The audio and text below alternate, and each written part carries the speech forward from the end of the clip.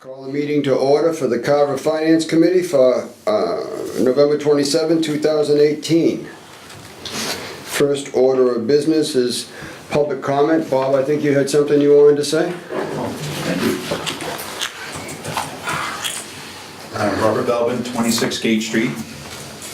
On your agenda, you're going to talk about the petition articles and about the monies that we give at town meeting for petition articles for nonprofits.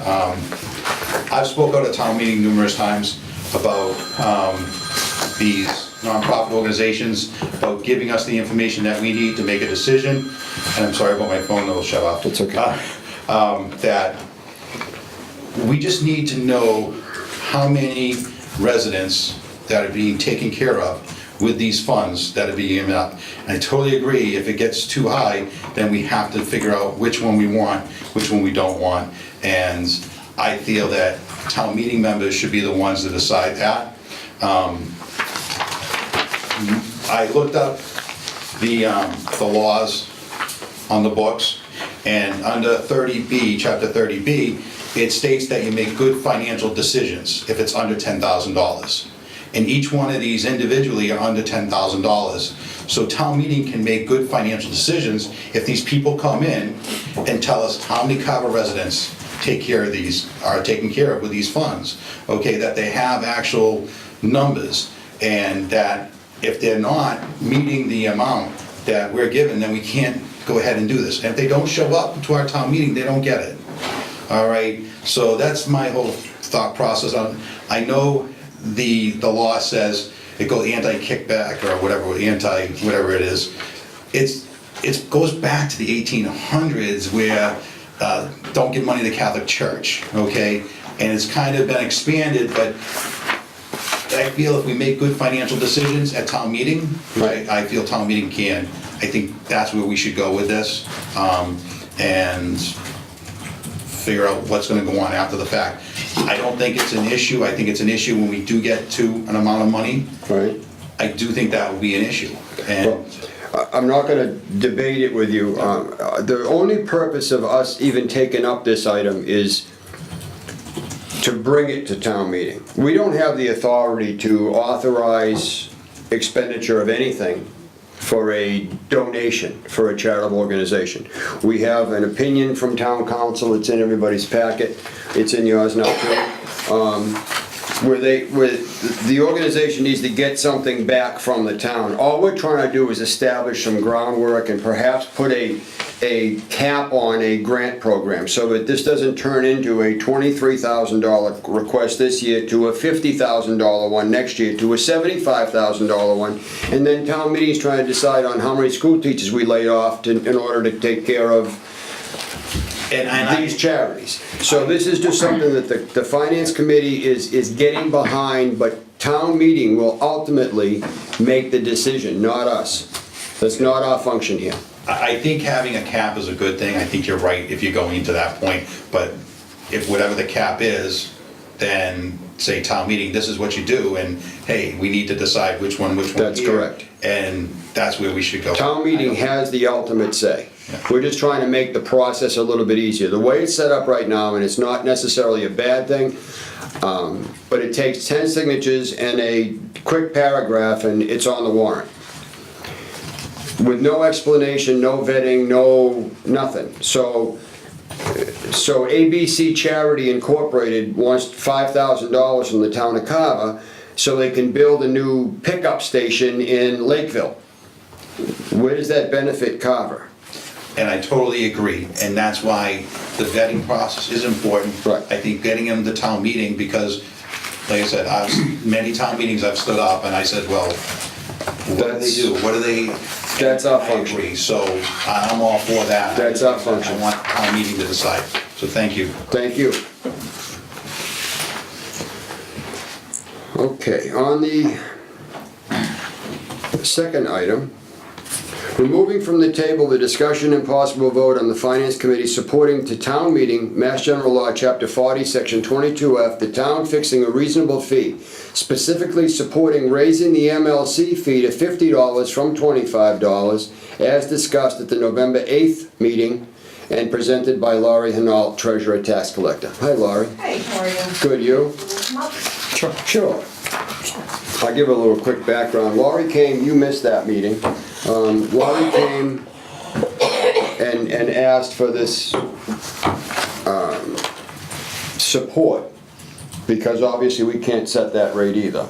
And the selectmen can't set that rate either. So this was going to be a situation where the finance committee would get behind this particular item to bring it to the selectmen, to let them approve it to get put on the town warrant. Am I correct so far? So we need to have this law adopted at the town meeting. Right. So we're looking to have your support on doing that. And if the town votes to adopt it, then it's basically giving authority to the Board of Selectmen to approve increases in fees. Right now, the only fee that I would like to have increased is the MLC fee, the municipal lien certificate fee. As I stated the last meeting, 21 out of 27 towns within Plymouth County charge $50.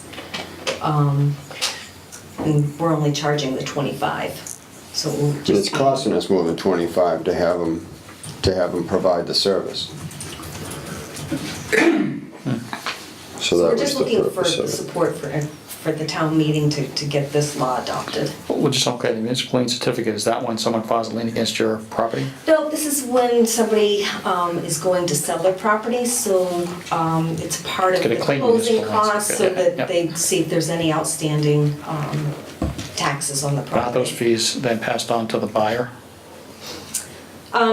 It depends on the date of the closing, so some of it, depending on when the date of it is, some of it would, I guess if it was passed, it would come out of, I believe, the seller's portion. Yeah, so just so I'm clear, we're increasing these fees. Yep. The town will get it based Yep. on the number of closings that happen, providing you declare a certificate that the seller Yep. pays for, that gets split, okay. Last year it was what, $9,000 Yeah. in fees? And do you have any idea what you don't have a breakdown of how much time it took to provide all of that, do you? I have Just no idea. if- Yeah, I mean, we get the request in, and then the clerks up there have to go and they do some research and then print out reports, and then they give it to me, and I review things to make sure everything looks good. I sign it, and then we get it sent I off. think we mentioned about 1 hour or 1 hour worth of work between everybody. When you multiply that as you go on, it's gonna increase it. But the more involved the property becomes, the more in-depth the Yeah, digging. some is gonna be up and some is gonna be down. We get sometimes that they have the wrong parcel ID or the wrong address, and we've got to reach out to them and send out other letters and stuff. Yeah. Gotcha. Depending on how many houses you sell, Right, just right. increase the amount of man days, man hours rather, and going around the The fees that are generated during a closing is what we're talking about. Yep, but. Doesn't one of those, aren't they picked up by, I think you're talking about the buyer or buyer. the seller? Mm-hmm. So the town reimbursed from that? I mean, wouldn't that fee be taken care of, this fee, by one of those people So, to the town? no, so the attorney pays us the fee up front, and then they put that on, include it in the closing cost. So it's basically the attorney pays it, so then they're putting it on the closing cost, so they get reimbursed for what they paid out. It's on the sheet with all the rest of the prepaids and stuff like that. So for me, reading the MGL Chapter 40, Section 22F, is that it doesn't say just the Board of Selectmen are then the ones, it says that any officer. And my thing is, while I feel that the MLC should be raised, adopting this law does open up where, any fee could be raised. Reasonable is what it says in the law. Well, we When could- read the law. We wouldn't,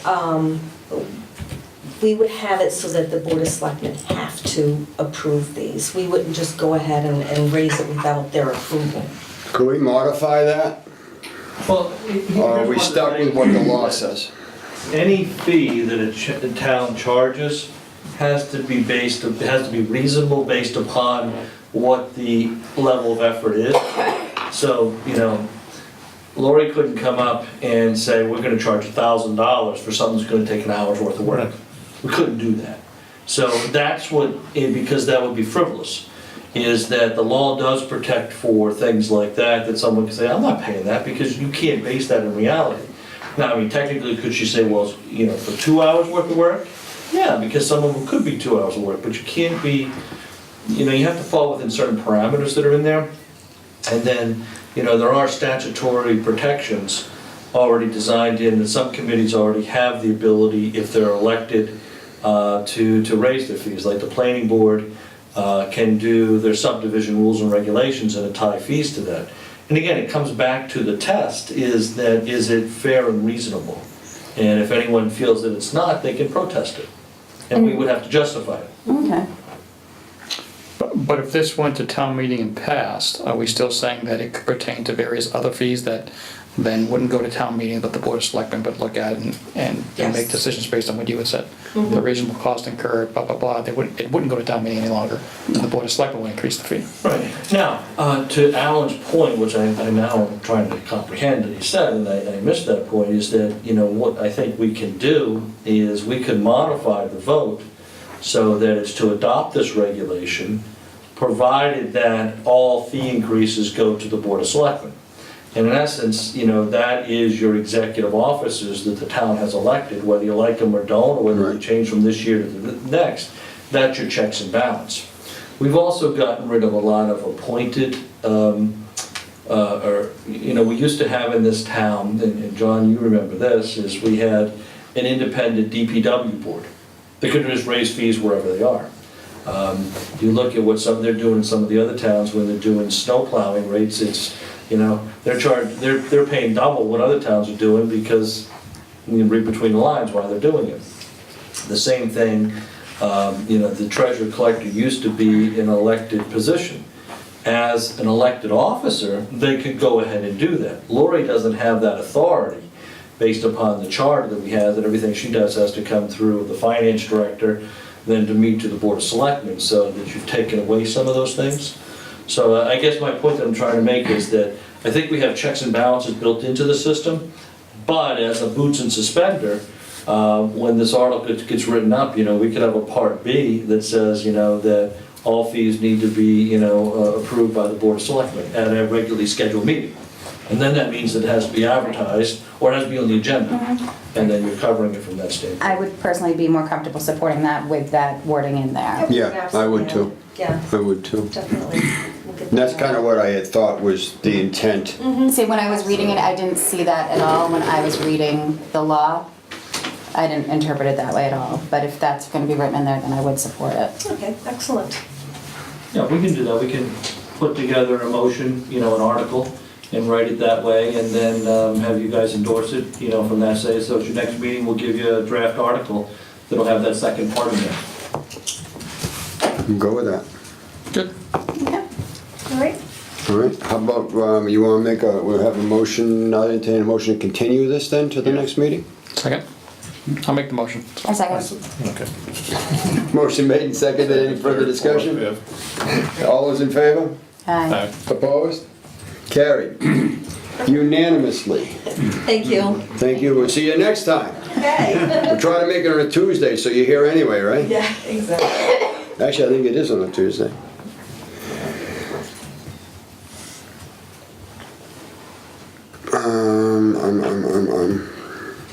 Can we do the, you wanna do the, you're gonna be here for both of these things, Michael? I'll be here for whatever you need. All right, let's go on, why don't we, while Bob is still here, because he brought it up in the public comment.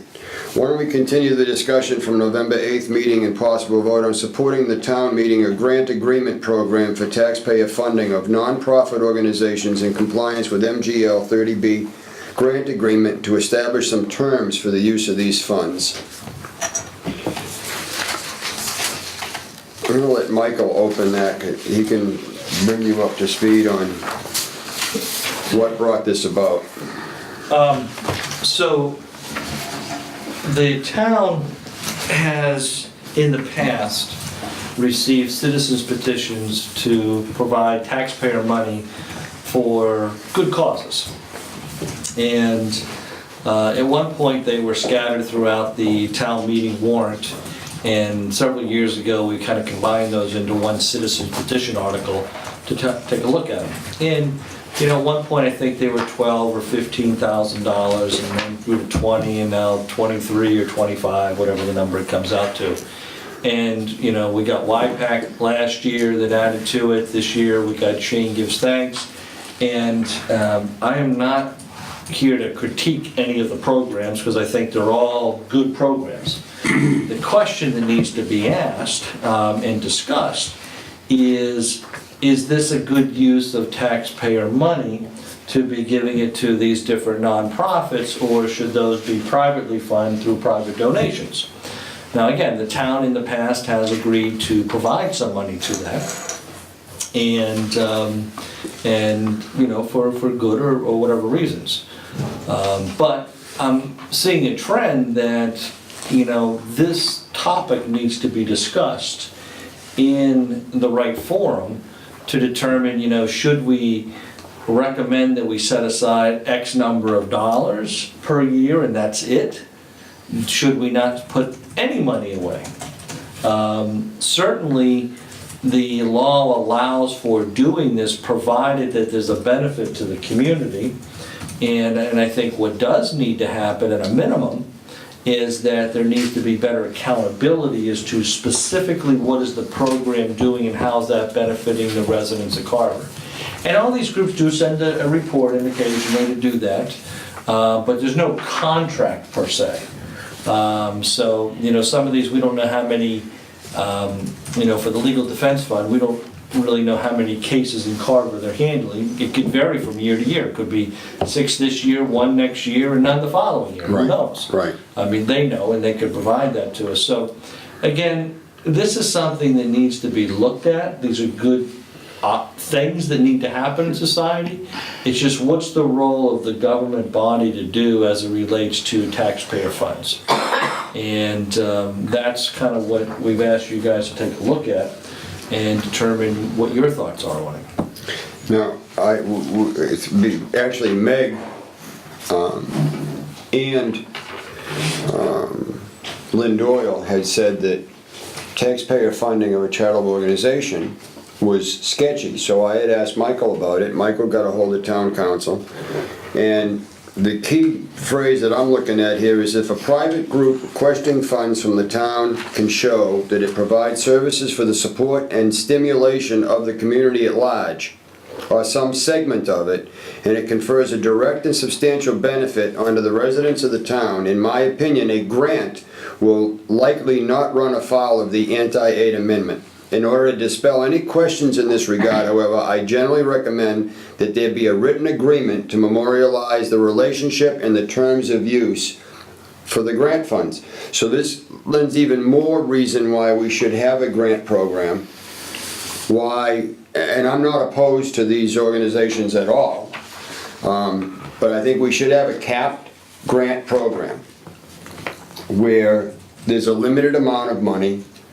It can be budgeted, and they can apply for it, and then we can distribute, or we can include terms, not we as in the finance committee, but ultimately that would be approved by town meeting also, but the finance committee could vet it and perhaps set up the terms of the grant, and then the selectmen could then look at it and then take it to town meeting for ultimately their approval, because we don't have the power to do anything. We don't have the power to write that check. So I think that, like I had said earlier to Bob, this year is 23,000. What happens when it's 50? Where do we stop? And if the economy gets worse and contributions are down, and they know that all they need is 10 signatures to get it on the warrant, and there's a good shot at it being awarded to them at town meeting, then, you know, and if it does get awarded to them at town meeting, what happens to the budget process at that point? do we have to go back in and pull this money out of reserve somewhere? Or are we already trying to budget this in and find out where it's gonna fit? And if we did do that, what did we take away from to make this work? And when it's 50,000, what did we take away from to make that number work? Yeah, and with that, you know, any 10 signatures can do this with or without you guys coming up with a policy. Right.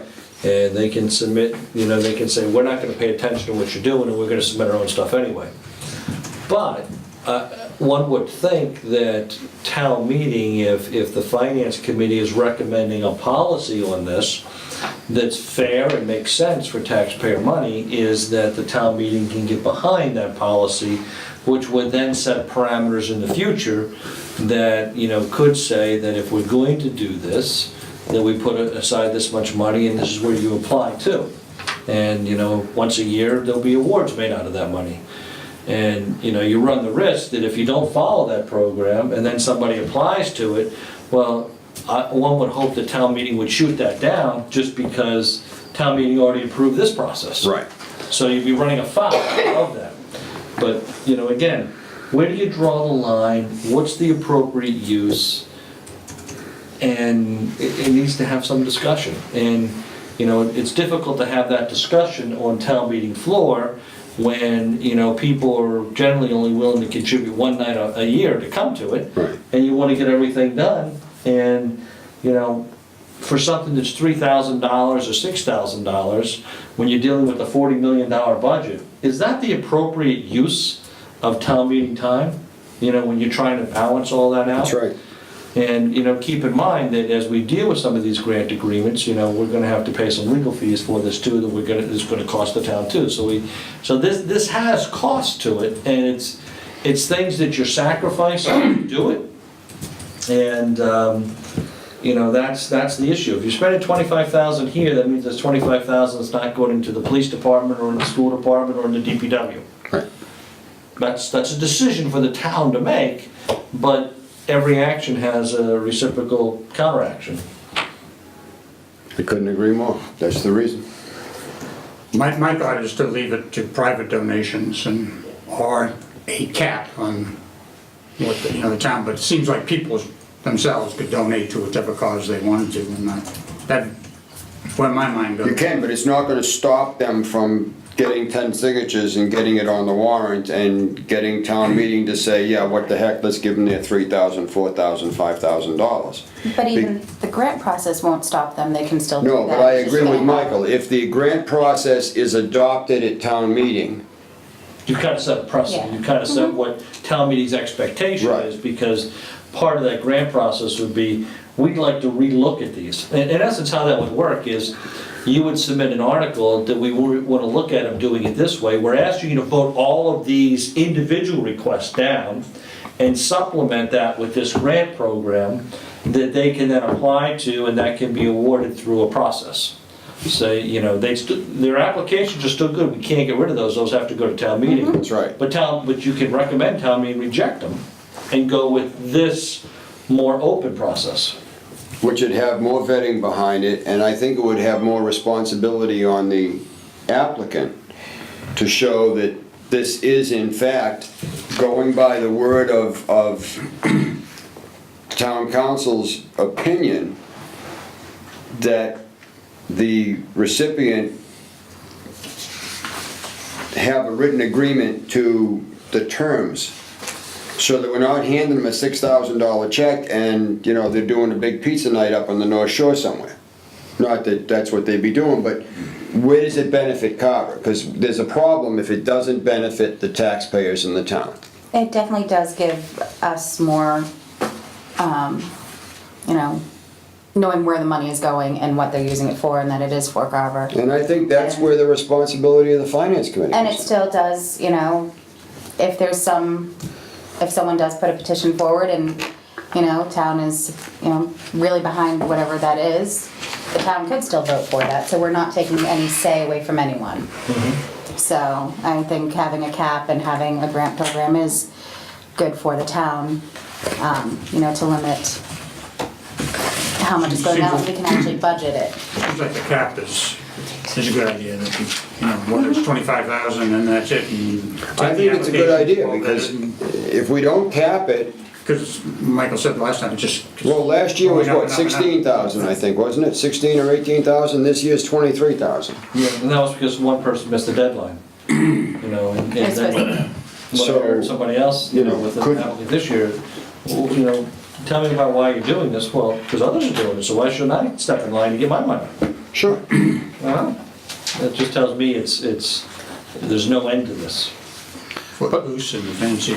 But I'm just trying to think of how this works now. Now, what we're saying is that, yes, what, these other petitions will come in, we're recommending town meeting that they don't look at these particular petitions because we've got a grant writing process. The grant writing process happened throughout the year. How would the process change? For instance, someone wants a grant, have to fill out documentation, what I want it for, justify it, whatnot. Does that happen just before town meeting, or could that happen any point during the year? Well, I would suggest that it happens, here's how I would lay that out, is that in May, that you guys accept applications, and with the determination in June for the next fiscal year, how you're gonna divvy up the $10, $20, $25, $30,000, whatever that is, and that would be good for the next fiscal year after that. So for this town meeting, you'd be recommending the town vote down all of these citizen petitions in exchange for this. And right after town meeting, you'll start the process of the 2020 grant program for nonprofit. And with that, we're going to have it set up this way. And the first year, we're going to only look at these 5 programs. Next year, it's open to anyone. But there's a number that's capped there. And then again, then that would take the fortitude of everybody saying, if somebody wanted to go around the system and apply to town meeting, then hopefully town meeting will reject that because it's contrary to what town meeting approved the year before. Yes, but if town meeting goes along with denying these in support of a grant program, are they then giving Finance Committee the authority to award this money in a grant before the next town meeting? Well, no, you'd be doing. How does this money get, if we go along with this, how does this money get paid out for this coming fiscal year, for this coming town meeting? So this would be for the next fiscal year, this $23,000. And be the same thing. So instead of paying 5 or 6 people, it'd be paying to you guys, to have you guys figure out how you want to divvy it up. So they wouldn't get anything at this town meeting? Correct. You'd ask them to reject that citizen's petition and give them the goose egg. Okay. But then, by doing that, you're opening up this grant program that they would be encouraged to apply for through the process you're establishing, so they could get the money for the next fiscal year. But if the town meeting approved the $20,000, say that was asked for a town meeting, could we have a double? Meaning we could have this grant money set up to be dispersed next year. But somebody goes to town meeting and asks for another $15,000, it gets approved. You're risking having $35,000 go out in grant money the following year. You don't have to release the money. What do they have, because if we go into town meeting and we're saying 0 for that, and then when we get to that article, what did they have to say, would they have to offer up as a source of funding? Yeah, because I'm confused. They're looking for the approval for $23,000 at this town meeting, so, for instance, they're expecting a check the following day. If we say no, but the town adopts a grant program for us with a cap on it, and in the month of May, we interview and we approve these exact same amounts, they're gonna then be expecting a check the next day again. Do we have that authority? Will we be given that authority to approve it up to those amounts, or how does that gonna work? Because you're asking them to not get any money at all for this fiscal year? No. I guess believe how it's happened before is that it gets approved at the town meeting, but I don't think we cut the checks until July of the next year. They send us like invoices, and sometimes it's at the beginning of the year, sometimes it's not even until the end of the year. Yeah, it happens after the fact. But again, just for clarification, I look at these as FY19 money they're requesting. Okay. I'm sorry, FY20. FY20. FY20 money they're requesting. All right, so they're technically not really expecting a check the following day after town That's meeting. correct. but they will have to come back in with a grant request Correct. and fill out exactly what they're gonna do with the money. Okay, What now, about follow-up on, do we write into this that we're gonna follow up and find out that they did spend the money? That's correct. They have to Oh, come I back and absolutely- give you a quarterly report Right, or a that's what I mean. biannual report Something, showing where the money went. that's And what so I'm, if they want free money, they have to, my belief is everyone wants free money, there has to be some way of documenting how that benefited the town. How do we prove becomes part of that? the record. Well, you know, to some extent, I mean, they're gonna give you some documentation. Could they rely on the documentation? They could, but hopefully you guys can figure that out. You know, and again, we're talking, you know, $3,000, $4,000, $5,000, how they're gonna do it. You have to look at and it. they're pretty reputable. Yeah, you gotta give them some benefit of the doubt that they're gonna give you that, and you ask them for the financials. And if the financials don't look right to you, send it back, so that doesn't satisfy me. Until I get that satisfied, I'm not gonna give you this reimbursement. I'm just not inclined to want to give any organization funding to do something that does not benefit Carver. It doesn't have to all benefit Carver, but I certainly would like, it's obvious South Shore Community Action Council benefits Carver. That's an obvious thing. But I wouldn't want to know that our $5,000 donation to South Shore Community Action benefited somebody in Wellfleet. That doesn't help me. No, so I mean, as you're doing the legal services for South Shore County's legal services, you know, okay, there's $4,000 your grant could say, but that $4,000 can only be used for Carver residents. You can do that. Yeah. And then they'd have to show you they spent 32 hours and their rate was $100 an hour, so they have $800 credit. And that goes the next year. I'm just going back that well, town meeting agrees to give us a number, $20,000, but we are taking away from town meeting the vote of which charities to give to, because this grant committee will be doing it. Correct. But hindsight being 2020, this comes up every town meeting. I think Bob said at one particular point in time that we'd like to have these groups back and tell us, once they get money from last year, come back and explain to us what they did with it. I remember once or twice someone did, but it wasn't anything verifiable. They could just say, I helped this, we gave to that, we helped these, and it was done. Right. So we don't have that verification of going through it by letting it go to town meeting, because it's usually one of the last articles of town meeting. I'm exhausted at midnight, and I'm not really looking and focusing on it myself when I vote. I still like to see the grant process, once it's approved by the finance committee, still be a town meeting vote. So that the taxpayers in the town sit back and say, you know, yeah, you can. Yeah, I mean, every year you'd be going back to town meeting for an additional $20,000. So every year you'd ask the town meeting for additional money. So it becomes an annual thing at that point. But capped. No, you said additional. Up to. Plus, we can give town meeting a recap of what was actually done that was That's right. verified. That's right. I mean, there'd be full transparency, and I want the town meeting, I want the taxpayer to have the power to say yea or nay. I agree with Michael. I don't think that the idea of the 10 signatures on the warrant, I don't think its intent was for a charitable organization to do that. I think that was more designed for the, you know, for a resident in the town. Anybody can get 10 signatures. There's 10 of us in here.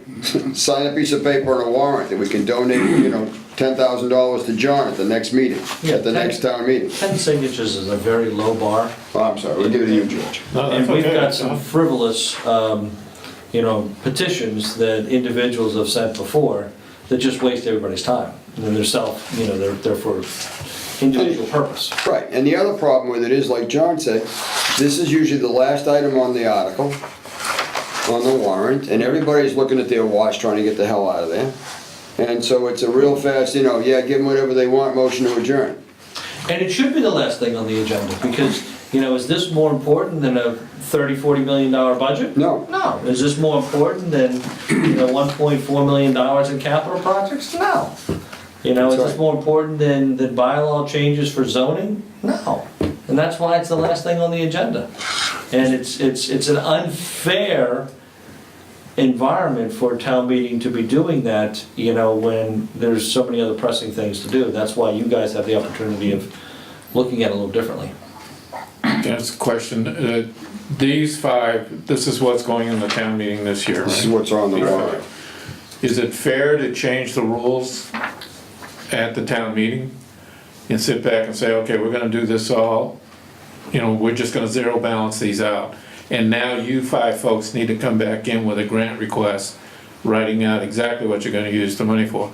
Or would it be more fair to say, all right, for this year, this will be the last year we'll do this, and starting in FY '21, we're going to have a grant process, and everybody gets the process up front of that and put in for the town meeting that's gonna happen for the fiscal year '21. I would suggest that you're actually denying all these this year, but when you write your article to go in there, I would write it so that these 5 people are gonna get to $23,000. So even though they have to apply, they've already, by your article, been given pre-approval this year, they're gonna get that. But you're gonna put them through a grant document that protects the town interest. And then next year, no one gets, then they'll have to apply equally. So the first year, you're giving them the money, but through a grant process. So it's not really gonna be zeroed. Well, no, it is zeroed in the article. Well, it's gonna be zeroed in the article. But there's a they're still companion gonna- article that gives you right. back to They're gonna be 23. able to get their money. Okay, it just seemed a little confusing. But more as defined by the statement that the town council gave us, which I think is an important statement. That hasn't been looked at Okay. in as much detail as it should. Now, what if 3 or 4 more P grants came in? There's no, Well, we're past the deadline. They can't do anything for this year. we missed that one, okay, good. That horse is out of the barn. Right. And again, once you establish a process, town meeting can say, no, we don't like your idea, and vote it all down. And I'm sure Bob's already said he's gonna, ask town meeting to do that. But at the same time, if they do vote for it, then it's established a precedent as to how this town meeting wants to act in the future. Are we gonna set a cap by doing this? Are we gonna set a cap of, say, 25,000, period, That's what I would every like to year? see. It's not gonna go any higher than that, and then we've only got that $25,000 to spend. No matter how many grants we get in, we have to take a look at the grants and equal out the money, how we're gonna distribute it. That's that make- something you can do, and, if that's the direction you go, I'd say it's $23,000. Either 23, I don't care what the number is, but if we set it, so it's every year, it's the same thing. Right. And you still have to And go the back to voting town meeting every year to get the $23,000. Right, you still have to get the money, and then Rewrite the grant, then you everything. direct the grants after that, or you award the grants based on that. Right, But that way it'll stop the money from keep going up. correct. Where's the money, the 23 come from, just general fund? Well, how these are written is raise and appropriate. So basically, that's any taxpayer money that we have from collection that we have to pay it out of. Bob, you had a comment? Just my thought process. I personally feel a $20,000 cap is fine, with a limitation of no more than $10,000 per, there's a cap there. So if we only An get 2 individual and cap on each one. they want $12,000, no. All right, the other thing is when we vote these in, just be shooting from the hip, that we do a roll call vote, and whoever gets the most votes at town meeting will get that amount. And the low man is kicked out. But with all due respect to that, that's up to the moderator. Well, this is what I'm saying, is that that's an option too that we can look at, instead of going. We're not trying to take any power away from town meeting. We're trying to keep this from getting out of control. And I totally agree with you on that. The only problem is that with the grant opportunity, it's down to the FinCom can turn around and say that these are the ones that we feel are best suited for the money. I'm all for vetting, I have no problem with that, I've said it for years. But even that would be a fully transparent process. So, but still the process is that a certain nonprofits may get it and some not because of maybe who signed that petition article, or I don't like that one. or There's room this for one. that, but there's room for that at town meeting also. Most definitely, you're right. And at town meeting, does anybody want to do a roll call vote, at that time of the night?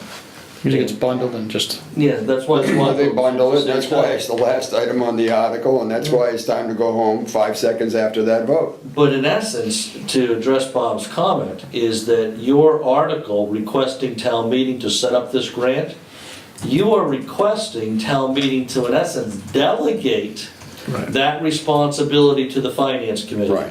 And if town meeting does that, then they have delegated their rights. That's right. So it's not like you've taken something away from town meeting. Town meeting has said, we think the finance committee is better equipped to do this than these roll call votes that Bob's talking about. The other thing is that town meeting voting on this and just letting the charitable organization send us a check. And my interpretation of the letter from town council, as well as I relied on Meg's, who's been a great help, I relied on Lynn Doyle. It's a murky area to 100% wrong, because it's taxpayer money going to a charitable organization. So you can donate all you want. I can donate to whoever I want. I don't have the right to take your tax money and donate it. Unless, and the only place there seems to be any wiggle room there, is through a vetting process, through a mutual agreement, with the understanding that the town get back something from the group. So, we look at Shane Gives Thanks, which I personally donated to. I think it's a great organization. But if this $6,000 is gonna go help feed people in Plymouth, then that's in violation of state law to use Carver tax money to give an organization funding to go help a different town. We're not getting anything in return for that. And the taxpayer dollars 100% have to benefit the people that are paying back. So that's why I think that's why this is coming to us, so it becomes a grant program with some vetting behind it and then some accountability on the backside. Because if we find out on the backside that, oops, we didn't spend this money in a way that benefits the town of Carver, and here's my grant for next year, then the board, the finance committee can sit back and say, you know, we can't. And I suspect town meeting will recognize the fact that what you're doing is you're just trying to protect the town's assets. Yeah. And you're trying to put it through a fiduciary review that it doesn't have at town meeting right now because of the time of the night, the small dollar amounts, these things just slide through. And the fact that it's all charity, and that kind of tugs on everybody's heartstrings at 11 o'clock at night. Right. Who's gonna say no? Who's gonna say no? Does increasing the number of signatures needed, I don't think we can do that. That's a separate issue that can be looked at, but, because if they have to get more, does that make it a little bit more? We could make them get 5,000, you know, but I'm not sure. Why would you need signatures if you put it in the grant? That's what I mean. And I like the grant process because it requires some vetting. Yeah. it requires them to do something and demonstrate where it's going Yeah, to be. they gotta put forth a little more effort. That's right. And right now, chasing around 10 or 50 signatures is chasing around 10 or 50 signatures. You know, one paragraph sentence. You've got to show how you want the money, what it's going to be Yeah. used for. And you don't But need it's a little more more than a time. 2-page application for the grant. It doesn't have to be Right. elaborate with backup financials. Right. It's not like what Craig had to fill out for the PPE equipment. I mean, it's not a book. We don't go to you're not gonna go to a grant specialist to do it. It's just that this is what we'd like the money for, this is what we're trying to do for the town, this is what you've done in the past, and, you know, what do you think? So we would have to come up with the, I'd like to see a cap on it, whether it be 20 or 25,000. I like Bob's idea too, where there's a limit to each individual grant. I'm okay with say 25,000 with a cap of, I don't know, 5,000, 6,000. I don't think I'd want to go to 10, because if we had 25 and it was 10, you could really limit, Trevor. The 10,000 cap, anything over $10,000, you have to go through the bidding process, if I remember correctly when I was reading it. Under 10,000, as long as it's sound financial judgment, I don't think we're buying anything. so, well, That doesn't, Bob, that doesn't apply. that's where I got it from, chapter 30B and. This doesn't the apply to legal- 30B. The legal defense. But I think I'd like to see a, you know, what are your thoughts on that, John? No, I think that, I just know that what's happening right now doesn't seem to work from a standpoint of knowing exactly what the funds are being used for, and is it a good program you want to enhance, you want to, Right, exactly. you know. So I guess I wasn't aware the finance committee would be the people doing the grant review, but it makes sense. I mean, you get a good mixture here, and you get people with different backgrounds, and we're gonna look at the detail, we're gonna ask for support, and if someone doesn't provide detail, say, the following year, then they probably would exclude it from another grant. So, Yeah. It's no different than you do when you're reviewing a department budget. yeah. You know, they're presenting something to you and you're saying, yeah, I like this or I don't, or I want this modification. Now, could, if the amount gets voted at town meeting, right, that's say $20,000, could town meeting members, not that they would, but could someone say, let's make it $40,000 and gets voted and it's $40,000? At a future town meeting, if the warrant article is written differently, yeah. But I mean, the article you put forward would have a fixed number, and they can only subtract from that. It's 23 this year, I think 25 would be just my opinion, but I think 25 with even if you went 7,500 as an individual maximum. Or just leave it at 5,000. We'll leave it at 5,000, well, because then we got Shane gives thanks looking for 6 No, I'm saying year two. in the future. Right. And that means you can award something in the future from 5,000 down to $100, depending upon what the needs are, depending on how many people apply. You know, you may have more people that want to apply this way, who knows? I like the idea myself. I think I would entertain a motion to simply adopt this program, and then we'll fine tune how we want to put it all together. Does asking for more signatures, is that not something that could be added to it or not? That's, Make it a little I bit don't more think of you'll a... need signatures. you wouldn't need signatures. No, you'd be When you doing put an a grant application. price- One application for the grant is Right. in place Be a of... grant application, There you yeah. go. Because technically, I mean, the American Red Cross from California could get 10 signatures and get it on the warrant. I know, you sit down at Who's gonna say no to Thanksgiving dinner with family. Me. and get them- Yeah, me too. Me, I would. Yeah, me too. I don't particularly care for the Red Cross. Yeah.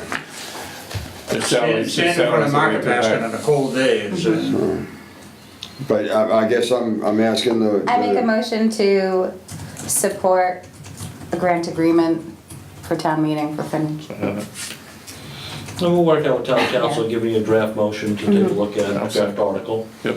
and get that to you at your next meeting or the following meeting. Okay, so that motion's second made and that. seconded. Right. All those in, I'm gonna. with the cap and the grant. Yeah, as has been described For tonight. us to look through Right. and, And the intent is these four will get here, and then in future years, you ask for a number not to exceed 25,000, and that, you know, it'll go through a full vetting of a grant application next time. Because council's gonna have to prepare the actual paperwork. I mean, none of us are up to the task for that, so wanna make sure it's done correctly, so. Motion made and seconded. Any further discussion? Those in favor?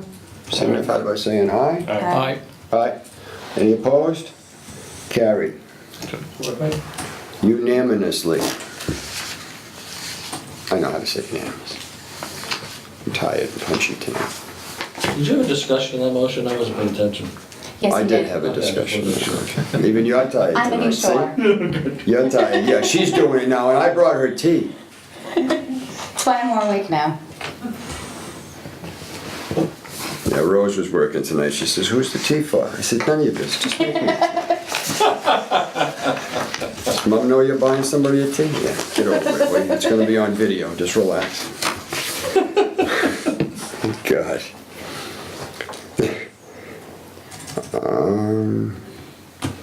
A discussion and possible vote on supporting town meeting a DOE Green Communities and Stretch Code for Carver and the potential grant funding available. We were supposed to have, I guess, Seth here tonight, but he was unable, so Michael had sent me this. I'm a little bit in the dark on what this is. I do see that Middleborough, night Meg, I see that Middleborough adopted this, so should give us a little bit of a, what is this, Michael, again? So this is the Green Communities Act that, looks like, just looking at the map here, well over 3/4 of the communities in the state have adopted. And Did primarily, it last year. this provides, $200 million in grants per year to different communities. Carver's estimate is that we would get $155,000 per year as part of this grant program. This has gone to town meeting several times in the past. Usually fails, doesn't it? And It's the fair, first yeah. time that it went there, it had a requirement that you adopt a new building code that hadn't yet gone into effect. And that new building code may require buildings to be more energy efficient. And that also included any renovations on buildings at the time. And I think appropriately at that time, the town meeting voted it down. But since then, the building code has turned into a stretch building code.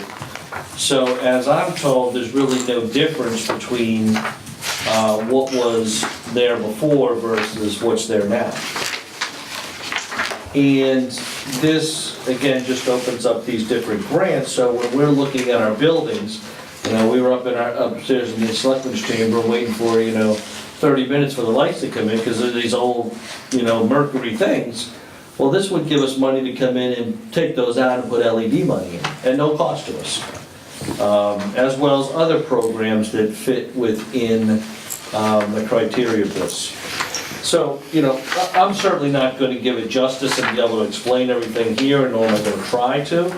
But I think part of what needs to be done is we need a committee like yours to objectively, meet with Seth Pickering, who is in charge of the program, have him come in and present this, and ask them the questions.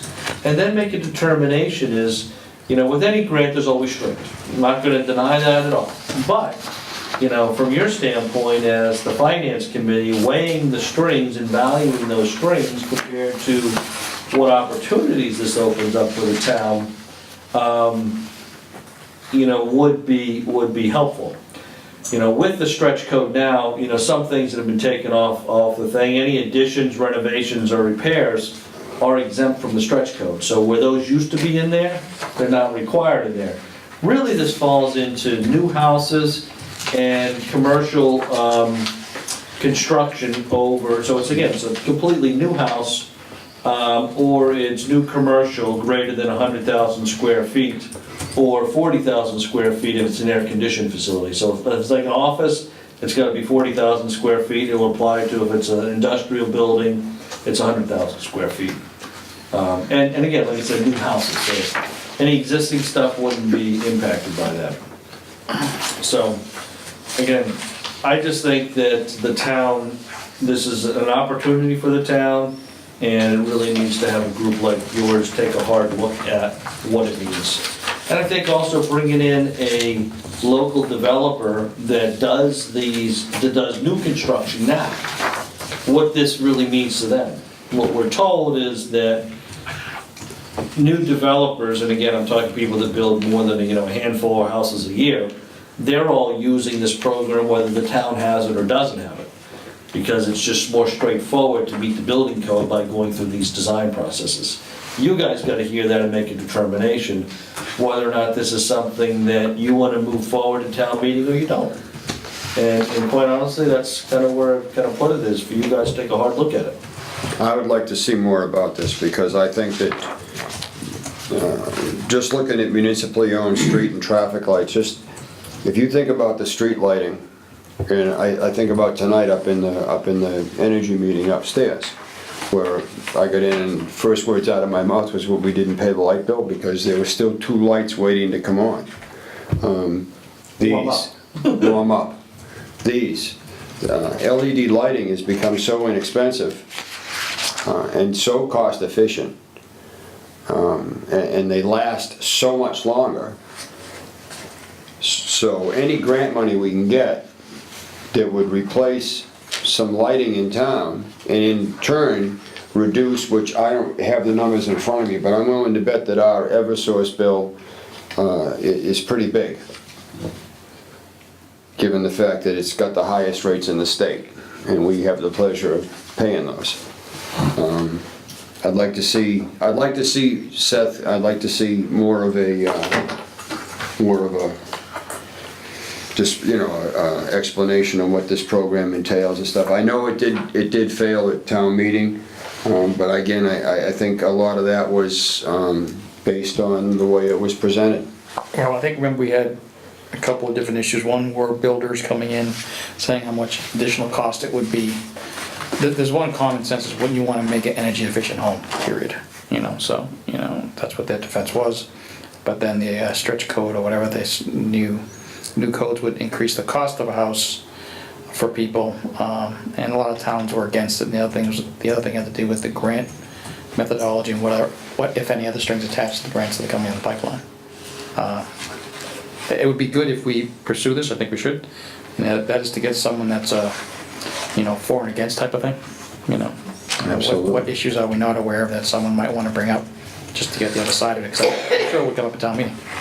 Well, I'd be willing to bet that unless something drastic has happened, if you look at how many municipalities seem to be in this as of October 2018, which is just recently,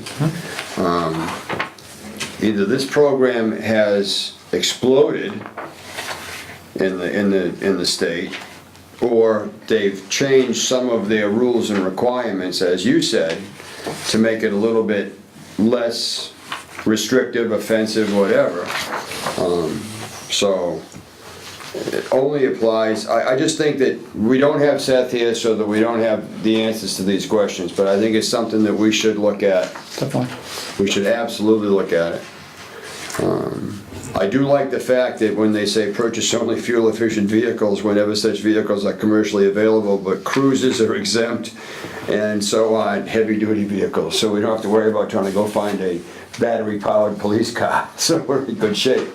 That's just, you know, that's where I'm coming from with it. That's just my thoughts on it. You say I think before there was such a difference between the stretch code and the regular building permit stuff. They have kind of equaled out. So then if people have to build according to the permit, do we need the stretch code? I mean, it's just a duplication and not the strings, which we have to find out, I guess, a little stronger than if you didn't go with it, because you still have to build according to.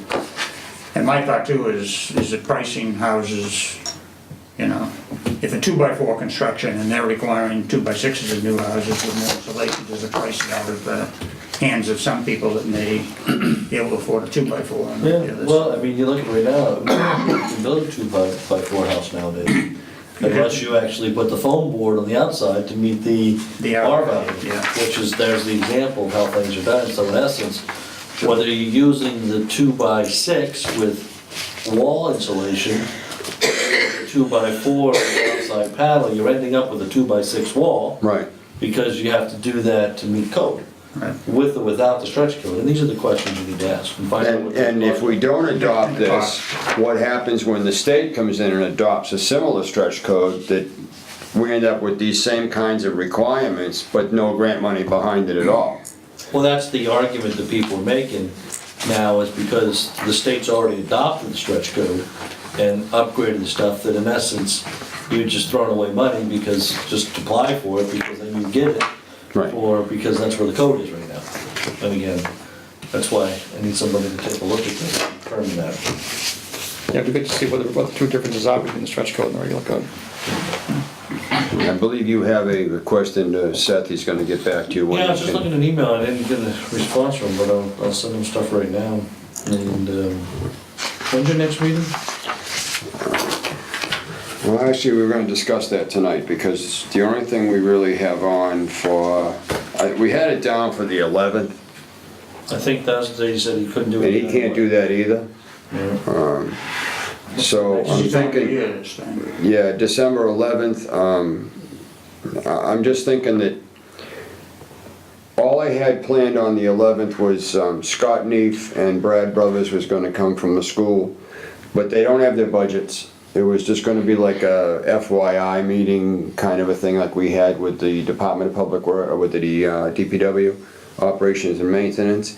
And the school budget is pretty much etched in stone anyway, so to have them come before us twice didn't seem to make a tremendous amount of sense to me.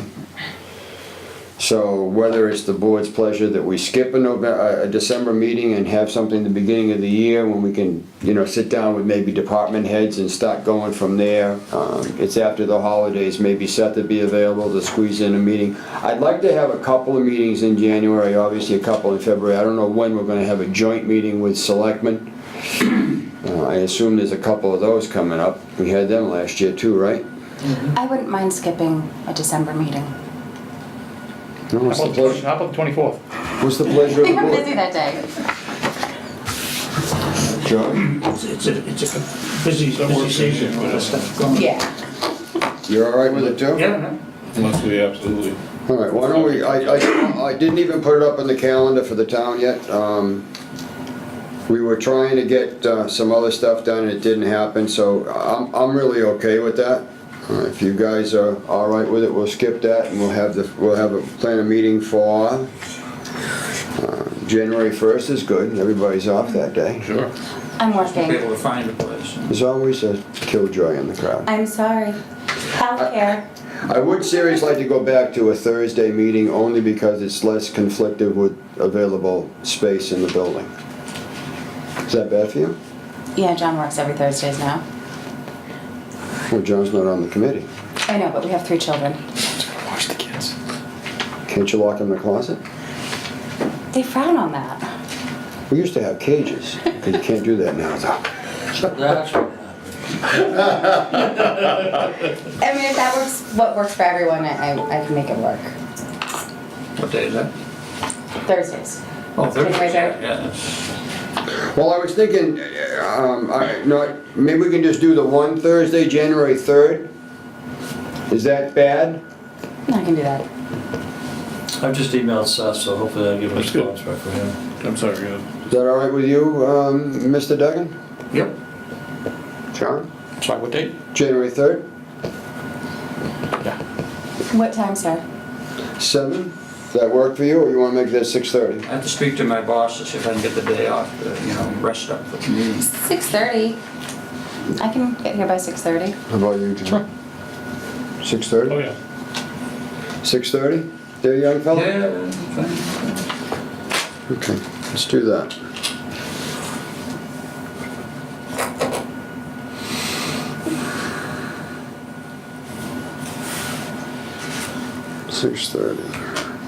So we'll work out on some drafts for you on. We'll those work two on some articles. other dates after that. And I'll reach out to Seth and see what I can find. Okay. Planning board. Thank you, sir. Thanks. All right. Home stretch. Minutes.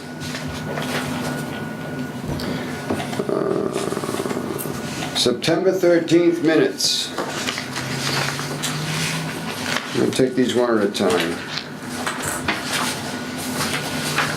I think I sent them to you in advance also. I'll take a motion. Make a motion to approve as written? Second.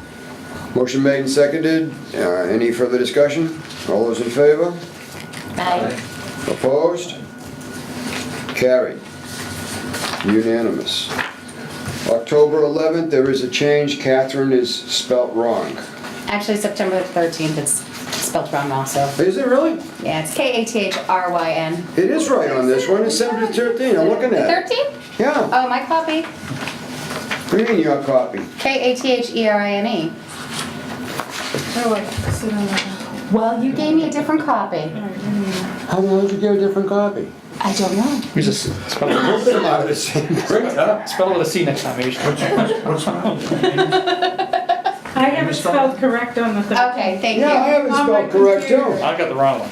On my computer, but let me check the Oh other my one. God, how'd you guys get that? I printed them all the same exact time. No, I'll fix it on October 11th. So All right. October 11th, I think it's, oh, and I had another one that was, oh no, that's on the next month, okay. What's wrong? My name, Catherine? it's Kathryn. I spelled the problem. Kate would have been much easier. How about Ms. Ms. No Banzel? E? No E? It's Kathryn. I'll take a motion on October 11th. I make a motion to approve minutes. Second. Motion made and seconded for October 11th. Any further discussion? All those in favor? Aye. Opposed? Unanimous. On November 8th, you've got Laurie's name spelled incorrectly. You've got it H-E-A-N. It's H-E-N Wait a minute, which date? on the front page in two November spots. 8th? Yeah, I think I have it highlighted on your copy. Or maybe I didn't.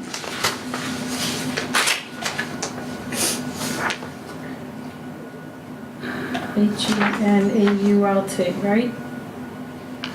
Yeah, because you had it correct up here. Yeah, that was just a typo. Yeah. I think it's H-E-N-A-U-L-T. Yeah. And it's in two spots in the discussion. Yeah, I see it, okay. See the other spot? Yep. Got it fixed. That's the only change I saw. I'll take a motion. I make a motion to approve the minutes. I'll second. Motion made and seconded for November 8th. All those in favor? Aye. Aye. Aye. Opposed? Carried. I guess that's it. I'll take a motion to I make a adjourn. motion to adjourn. Motion made and seconded to adjourn. Any further discussion? All those in favor? Aye. Aye. Aye. Opposed? Good night. Aye, meeting. Thank you.